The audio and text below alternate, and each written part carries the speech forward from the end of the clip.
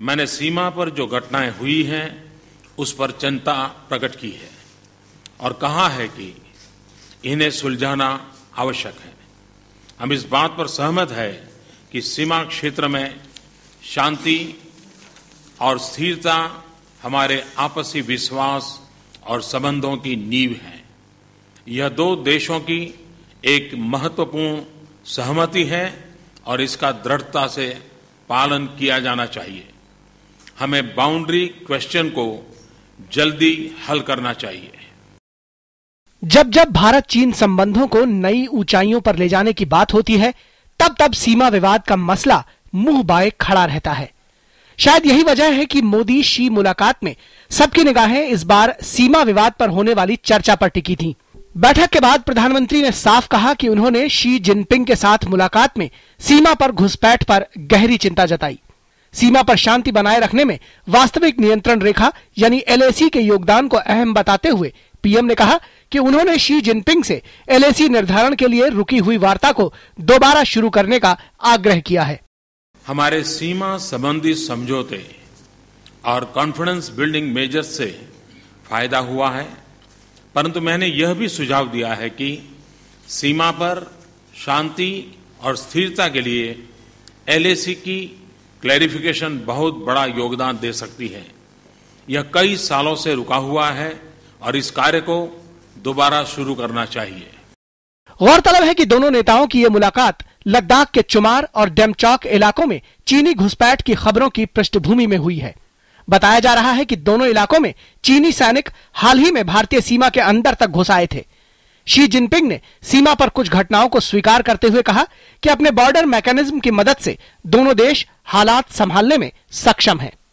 The China-India border areas have maintained peace and tranquility.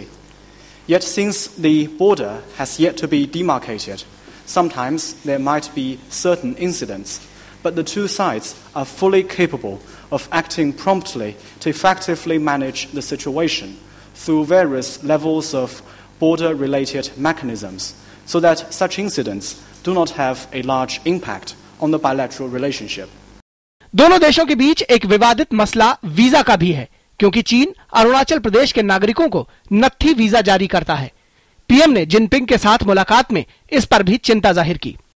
मैंने चीन की वीजा पॉलिसी और ट्रांस बॉर्डर रिवर्स पर हमारी चिंताएं प्रकट की, क्योंकि मेरा मानना है कि इस तरह के विषयों का समाधान होने पर आपसी विश्वास और संबंध एक नए स्तर पर पहुंच पाएंगे।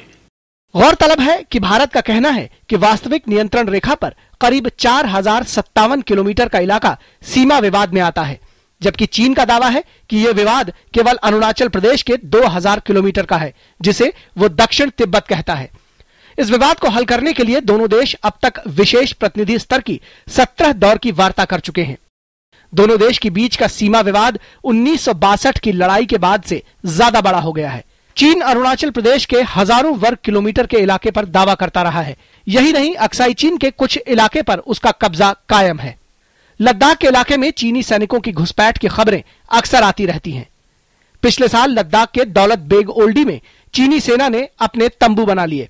इसके अलावा भी घुसपैठ की छोटी मोटी घटनाएं होती रही हैं। बताया जा रहा है कि दोनों देशों के बीच सीमा का निर्धारण न होने से यह मसला बार बार उठता रहता है। अब जबकि पीएम ने इस काम को फिर से तेज करने की बात कही है, उम्मीद है सीमा विवाद का मसला हल होने की दिशा में प्रगति होगी। ऋषि कुमार और सुधाकर दास के साथ news live desk, DD news.